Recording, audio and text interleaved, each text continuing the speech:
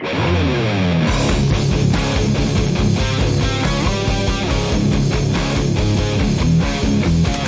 contractor's journey to self-mastery requires discipline, integrity, and respect.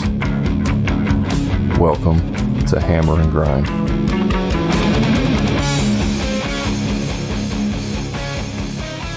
What's up, everybody? I'm your host, Brad Hebner, and I'm here with Eric Triplett, my co-host, and welcome to Hammer and Grind, the podcast built for contractors. Real contractors, true stories, real solution.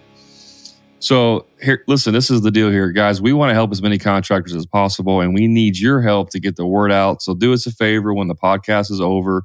Please leave us a review and share this with other contractors. We want to try and help as many as possible. So we'd appreciate that. Also, if you're looking for a community to connect with and learn from other like-minded contractors and get some great free information, join our free Facebook group called the Contractor Profit Group. There's lots of great conversations going on in there. Or if you're looking to take your business to the next level, check out our paid coaching group called the Profit Club. We talk about many things in there. We have weekly coaching calls, weekly training webinars, all kinds of stuff. Go to our website, www.hammerandgrind.com/the Profit Club to learn more about that. Eric, today, I'm pretty fired up about this because I see this over and over and over again, and I want to talk about this. I want to drop the hammer on this subject, and it's the name of this podcast is "Don't Be an Order Taker." I can just see all the contractors right now. There's like a lot of contractors thinking, well, you never met my wife. They're just taking orders and they get used to it and they can take orders at home and then they go straight out to business and take orders from everyone else, take orders from their employees, from their clients, from their prospects. Yeah. They're just like one big doormat to everybody. And that's what being a business owner is, isn't it? Just being a doormat, making everybody else happy. Well, let's hope we can change that perspective a little bit here. Well, listen, this one's really more like a mindset podcast because that's really what it is. And I think a lot of contractors don't, for whatever reason, they can't grasp this idea. They can't grasp this concept of this is your business. And we already did a podcast on that called It's Your Business. But this is about getting in bed. This is about marrying customers, right? When you're bringing on new clients into your business, it's a marriage. If you're going to go remodel a bathroom for 3 weeks, a kitchen for 6 weeks, 8 weeks, a room addition for 3 months, or whatever it is, it's a marriage. You're marrying someone. Wouldn't you like to know who you're marrying before you just go and say, "Yeah, I can do that for you"? Where are you going with this? This is crazy. I will admit with you that this can be intimate. I don't know if intimate's the right word, but I mean, you're in people's personal spaces. You're in there in the morning when they're getting their kids ready and, this can be intimate when you're developing some kind of relationship with your clients, so I get where you're going there, but where are you going with this, Brad? Listen, people think that if a lead calls you, if a client calls you, then it's your job to go give them an estimate and do the work, right? So in other words, if they're calling you, then you have to give them an estimate, almost like an obligation of, if I own a lawn care business and every person that calls in that wants their grass cut, that doesn't mean that I have to go and service every single person that calls in. Am I making sense, or am I just way over your head? Well, dude, you're like 6'9". Of course you're over my head. You 6'9", 6'5", 6'7"? You're over a lot of people's head. 6'5". Listen, so it's interesting the way you're unraveling this. And thanks for giving me the heads up on this podcast to know what we're talking about. I appreciate that. I told him like 2 minutes before we started. Well, it's interesting because, when when contractors run into, like, they start a marketing campaign, they might not know really what's happening. They might do a poor job marketing, and when the phone starts ringing and they're attracting the wrong customers, they just start taking orders, right? Well, gosh, I got to get my ROI on this marketing campaign, but I did such a shitty job telling people what I specialize in. Now I'm getting the random stuff. I got to get my money back. Okay, yeah, I could do that. I can see that starting to happen that way. Does that make sense? Yeah, it makes perfect sense. This is probably more prevalent with newer contractors starting out because they just need money, right? They need money coming in the door. And so if they're a landscaper and somebody calls them and wants their bathroom remodeled, yeah, I can do that. Yeah, we can remodel a bathroom because they just need money, right? So it's like, has nothing to do with landscaping, but I want to do it anyways. Well, I can bring this home to landscaping a little bit. As a landscape contractor for over 20 years, I see some guys coming up in the business, and they want to do ponds only, like they might aspire to do that, but then they get opportunities to do hardscape, sprinkler irrigation, maybe put some sod down. Suddenly they're doing pergolas and all this stuff. It's kind of outside their scope of work, and they get a little lost. They might become enamored with the possibility of expanding without much thought, and they kind of get themselves in trouble, if you know what I'm saying. And now all of a sudden they're doing things they're not really good at. They're not bidding it correctly. They're not making the right numbers. And suddenly they just start taking orders, right? Just like, I think that's what you're saying. Yeah, I'm not doing a very good job of trying to explain this. If you're a cashier, or if you work at McDonald's and your job is to take orders when people come up, right? You don't care what the people are wearing when they walk in. You don't care what job they have. You don't care anything about those people. Your job is to take their order and then give them their food, right? Doesn't matter if they want a Big Mac or chicken nuggets or whatever it is they want. Your job is just to take their order and give them their food. And a lot of contractors run their business that way. They just take orders, and it doesn't matter if someone comes in and is like, hey, I want a Big Mac. And he's like, well, this is McDonald's, so I don't care. I want a Big Mac. Okay, well, we'll try to get it. We'll try to make it work for you. We'll go next door to Burger King and get a Big Mac or whatever. Dude, I don't even. McDonald's sells Big Macs, bro. What's wrong with you? I don't eat at McDonald's. I haven't ate at McDonald's in 5 years. Okay, let me just be quiet for a second. What Brad's trying to say is, if you go to Chick-fil-A and order a Big Mac, boom, there you go. They're not going to give you a Big Mac.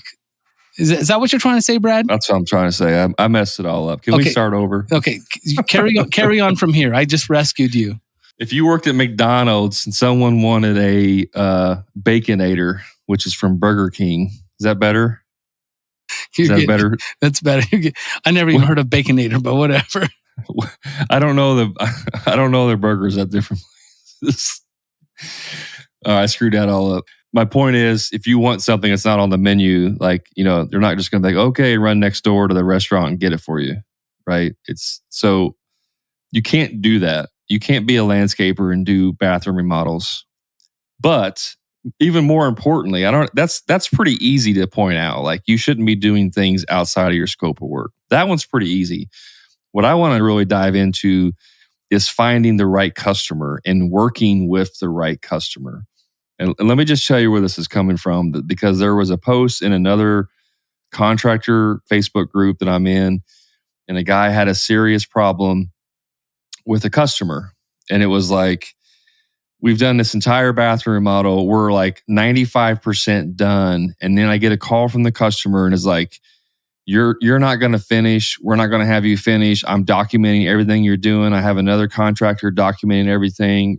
You're going to have to pay me $5,000 for whatever reason, and blah, blah, blah, blah. And he's coming in the group asking for advice.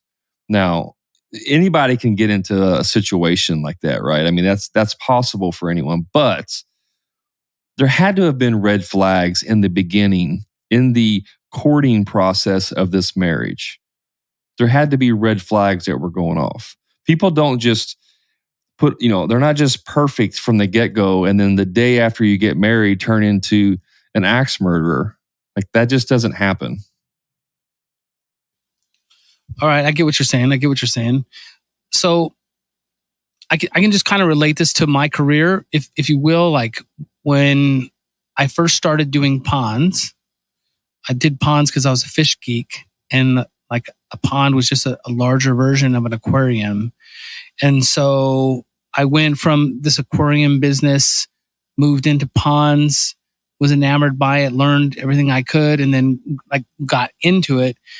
And then for the first decade of my professional pond construction career, I only did ponds one way.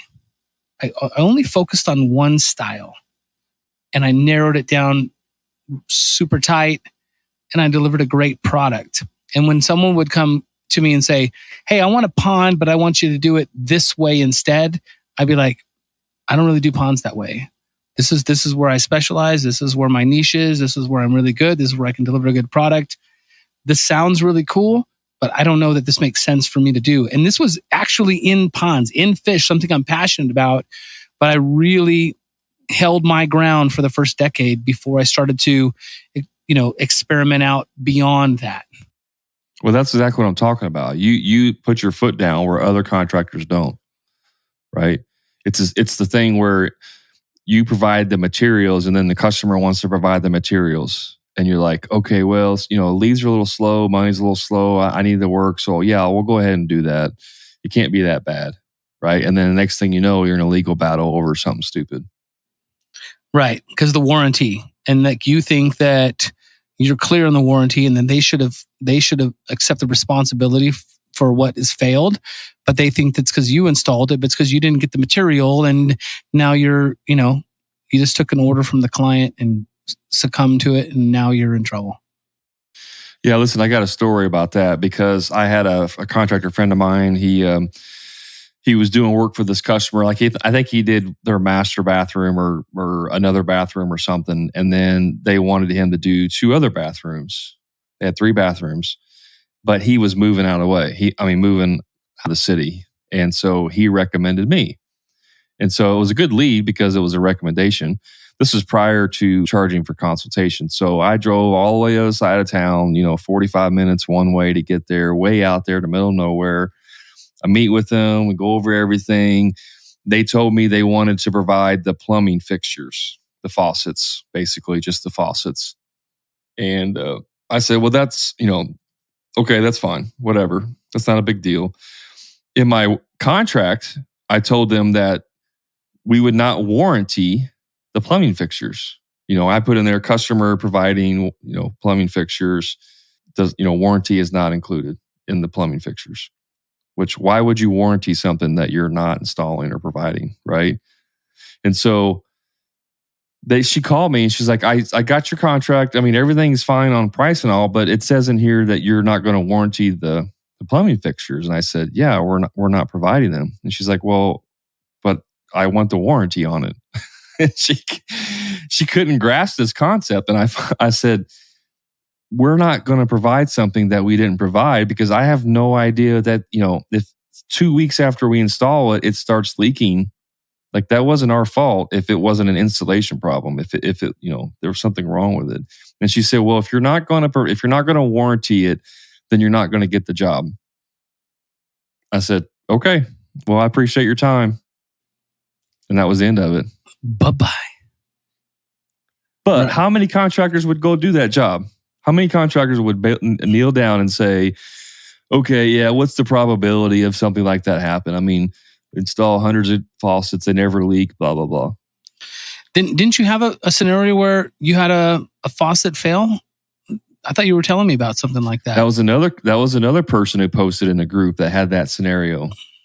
And not only did the customer provide the faucet, it was a used faucet. An old one, like an old used faucet. Not a family heirloom. Right. Just, yeah. And then it leaked, and then now the floor's damaged, and she was trying to get the contract. See, that's what people aren't totally getting, right? So, yeah, it's staggering. This is what I'm saying. Like you're just trying to collect orders. Don't be the contractor who's trying to collect orders in order to keep his funnel full. That's where it took me this long to finally put it into words. You're not just trying to collect contracts. You're not trying to just collect jobs and put on the board. Every single job is a marriage, and it requires due diligence to figure it out. Now, we teach this in our group in the profit sales system to find out a lot of these things before you even go out there. There's, you can discover red flags, right? If you're talking to them and they say, well, we've had 6 other contractors come out and give us estimates. Okay, that's kind of a red flag. Yeah, for sure. You know what I mean? What's going on there? Like what's happening? Why is there 6 other contractors? I mean, I can understand 3 because that's what everybody's been brainwashed into thinking they need to have 3 estimates. But why 6? You know what I'm saying? So that's just one small aspect of that, of getting into that marriage. Well, that's one of the things that contractors need to realize. They need to see that as a potential red flag. If they understand the profit sales system and realize that there's an objection here somewhere, somehow. But I think what most contractors are programmed to do is to go like, oh, well, I'm with a Better Business Bureau and I got this many reviews on Google and, my team's really dedicated. I'm sure that we're going to be the right fit for you. And instead of going like, wait a second, 6 contractors, this person might not be the right fit for me because somehow they're not pleased with things. There's not that many terrible contractors out there that they need to get a 7th bid, right? And so this is something that it's an awkward conversation, and most people are not prepared to have an open and honest, awkward conversation with the client to figure it out ahead of time. Right. But again, there's still a mindset there about I need to collect orders. In order for me to stay in business, I have to collect orders. And I don't care if it's a bad customer or a good customer, or if it's what we do or not do, or if it's in our area or outside of our area. Like, it's just, I need to collect orders. I need to get numbers on the board. I got to get jobs. And it's not like that. And when the customer calls in and they have a special request that's beyond what you normally do, and you're just like, okay, yeah, sure. Yeah, we can, I've never done that before, but I'm sure I can figure it out on your job. You know what I mean? It's like, no, stop. Take a step back. Again, it's a marriage. And I don't care if it's a 2-hour job, right? Like, if all you're doing is cleaning their gutters out, there's still a certain level of marriage that's going on, a certain level of courting that's going on there. I mean, if they have an unrealistic time frame, if they have unrealistic expectations of what you're going to deliver, there's an issue there, and you got to be able to weed through that and figure it out. I don't know, Brad. I think a lot of contractors are thinking a gutter cleaning for 2 hours, that's like a one-night stand, bro. That's not a marriage. They're like, we're getting in the house and remodeling a kitchen. We're going to be there for a couple of months. Now there's a potential for a marriage. But a 2-hour, come on. Listen, even a one-night stand, I mean, you got to make sure it's the right. I mean, you can't have your beer goggles on and then go out and do a one-night stand. Well, you keep relating this whole job to a marriage, and so, well, here's the thing. Let me spin this back to marriage. This is going to maybe sound misogynistic, chauvinistic, whatever, but it's like, if you're dating a woman and you're thinking about getting marriage, getting into that marriage kind of thing, it's like, if they don't like kids and you really want to have a couple, that should be a red flag. Okay. If suddenly, like, you go over to pick her up and she's always late and you're like, wow, I really like being on time, that should be a red flag, right? There's all these different things. She doesn't like to work. She doesn't do dishes. She doesn't like to cook. Like, if that's important to you and you're courting someone, then, and conversely, if a woman to a man, like, like, those are the kind of the things. So you keep referring it to marriage and this stuff. Like, if you're having a communication with a client and you're seeing those red flags, you don't get into bed with them. Does that make sense? I don't even know if we're on the right topic. Don't be an order taker. No, we are on there, but that's what I'm saying. They're not even looking for the red flags. There's a whole subset of contractors that think that their job is to please the customer, right? I actually, in my applications or interview process, I ask I ask potential employees, like, what do you do if the customer is like wanting you to do additional work, or if they're wanting, if they're like, I always I'll do whatever it takes to make them happy. My number one goal is to make them happy no matter what. That's a red flag. Like, no, Wrong. No, wrong. You're like, get out next. There's a certain level of deliverables, right? Here's the scope of work. Now, don't get me wrong. I tell my guys to look for opportunities to fix a door that's sticking, to, little 5-minute repairs here and there that can, because a lot of times we might be working in a house on a certain part of the house and the front door lock like sticks and you got to like wiggle it or you got to push really hard. And if we're going to be going in and out of that door 100 times during the project, I just fix the door, right? I don't tell the customer, I don't ask them, hey, would you like us to fix it? I'll just fix the door. I don't even tell them. And then it makes it easier for us to go in and out. And I'm sure at some point they'll recognize like, oh, wow, they fixed the door for us, right? So we look for those opportunities. But when you're there working and they go, oh, by the way, while you're here, can you fix the door too? And can you unclog the toilet for me? And can you replace the garbage disposal? And can you clean my gutters? You know what I mean? Like these people that are out there, it's usually the people pleasers. Yeah, we can do that. No problem. Yeah, for sure. So that's on the back end. I'm talking about people on the front end that do this whenever they call in. Hey, Eric, we really want you to build us a pond, but you can't work in our backyard on Tuesdays and Thursdays. That's interesting. Tell me more about that, Brad. What's going on Tuesdays and Thursdays? Well, we work swing shifts and stuff, so we're sleeping during the days on Tuesdays and Thursdays. We don't want all that noise. So if you could just come and work on Monday, Wednesday, Friday, that would be awesome. So this is a funny role play. And so like I don't even know where to go with this because that doesn't bother me that much. I could maybe accommodate that if it was in the right spot. If it was my scope of work with my margins, I could personally maybe live with that. I'm just telling you. I'm just being honest. I know, but you know your business, and so you're gonna make the factors work out of that, right? But that's a red flag of someone who may be being ridiculous. So obviously, right. in a 10-second role play, you're not going to find that out. But if you're having a 30-minute phone call, you're going to dig into that. Yeah, you're going to dig into like, why is that an issue? What's going on there? How can we accommodate that? And you may be able to accommodate that, but that just may be the beginning indicator of more red flags as to what's going on. Mm-hmm. You know what I'm saying? Yeah. So if someone's calling in and it's like, I don't want you starting before 10 a.m. You can't start before 10. Well, how are you going to work 6 hours a day if you only work 8 to 5 or whatever your hours are? You can't just automatically make your guys work later in the day. You can ask them, but I mean, these are just like red flags that are happening in the discovery process, and people aren't digging into this. And then it's on the back end. I see it on a post somewhere.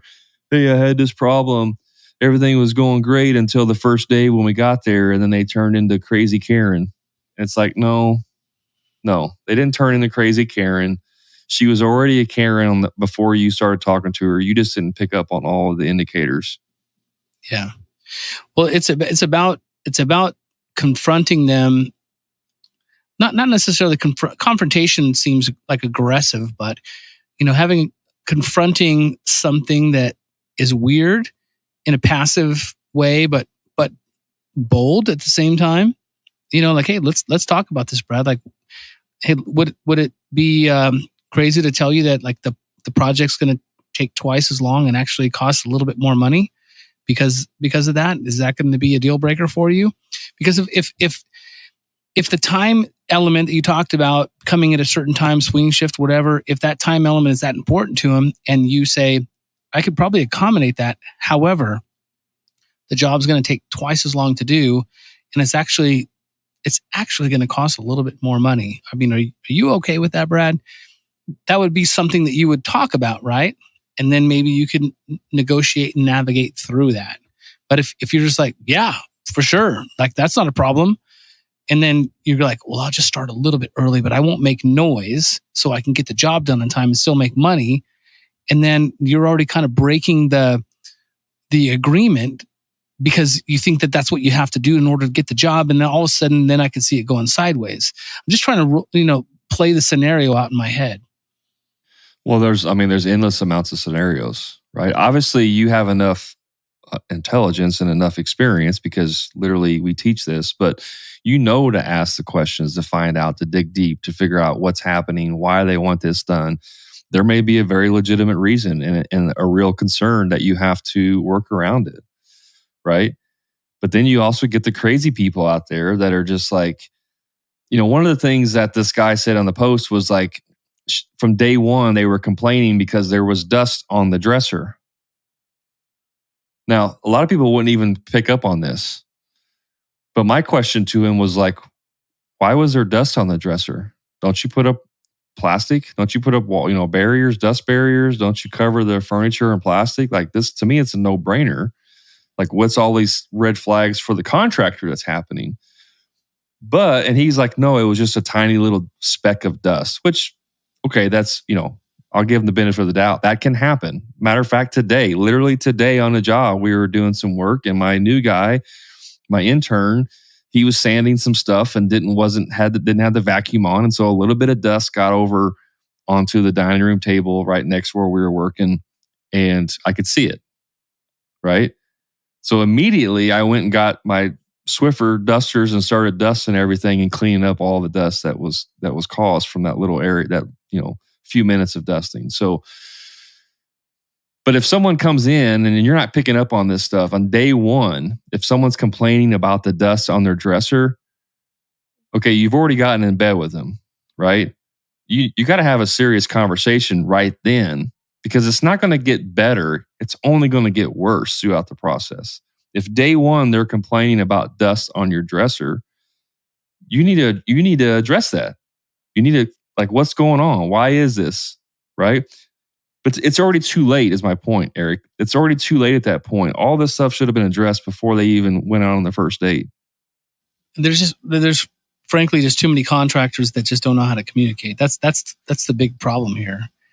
And the interesting thing is, all I can hope for is that the contractors that are listening to our podcast are going to dive deeper into the resources that we offer, with even the free resources before they go into the deeper ones. But just understanding personalities. It took years for me to understand that my personality can be a conflict with different personalities. I'm talking about the disc profile, but a lot of people don't realize that yet.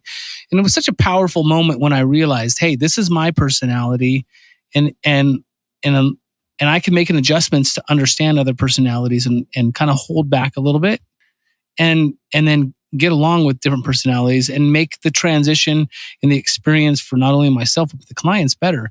But until that people mean contractors embrace that journey and that learning process, they're just going to be banging their heads against the brick wall over and over, year after year, marriage after marriage, client after client, one night stand after one night stand. Yeah, and that leaves you empty, right? It leaves you feeling empty. And listen, I'm going to try one more time. The bank account's probably empty too because they're just a train wreck. Yeah. Yeah. Let me try one more angle on this, and I think I might be able to explain this better. When you're dealing with a customer, it's an equal exchange of goods and money, right? This is an equal agreement that you're going into. This is not the customer is better than you because you're just a lonely contractor. You couldn't do anything else. You're just a contractor, so the customer is better than you. No, they need services done. You have the ability and the equipment to provide said services, so it's a mutually beneficial agreement. And you have to have that mindset of you're an equal to them, right? In the terms of construction, you're actually above them because you know how to do your job. They don't know how to do your job. So there's a lot of contractors that are very meek and they're very yes man and they're very doormat, to everything that goes on. And it's like, okay, I have a paying customer. I have to do whatever they want, whatever they want done. I have to do it to make them happy. That's what I'm trying to get across is that no, you don't. It's a mutual benefit. If you don't like something, you bring it to their attention. If they don't like something, they bring it to your attention. You work out the details like adults. You come to an agreement, and then you provide said service and you get paid and everyone's happy. Yeah, I like that thought process. What you've talked about kind of spins me back to, like the first decade of my career, I specialized in one style of pond, and there's other styles that I was, ignorant to, inexperienced with, hadn't put enough research in, those kind of things. And I think a lot of contractors, they think opportunistically, and the potential probably comes from the fact that they're not selling projects at the right margin and making enough money to be sustainable and a good business. And so if they see other opportunities, they're like, oh, well, for example, I specialize in ponds. I do pond lighting. We make all the waterfalls look amazing, underwater lights, all this stuff. And, then someone might be like, hey, can you light up all the trees around the pond as well? Right. And, more often than not, I mean, for years and years and years, I'd be like, I don't really do landscape lighting. I specialize in underwater lighting and really, making the work and the art that we put into your yard really pop.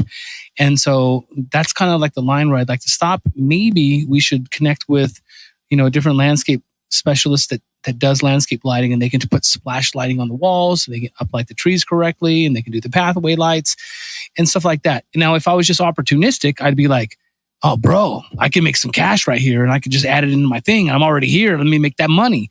But not taking into consideration, I don't have my vendors lined up correctly. I don't have the tools correctly lined up in my truck. My guys aren't experienced at it. I can't turn them loose and let them go.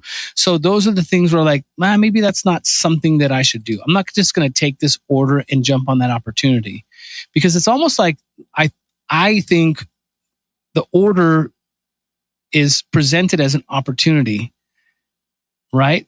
Or it's really a distraction disguised as an opportunity. And I think that's the real premise that I'm trying to get across. Now, here's the one twist to it.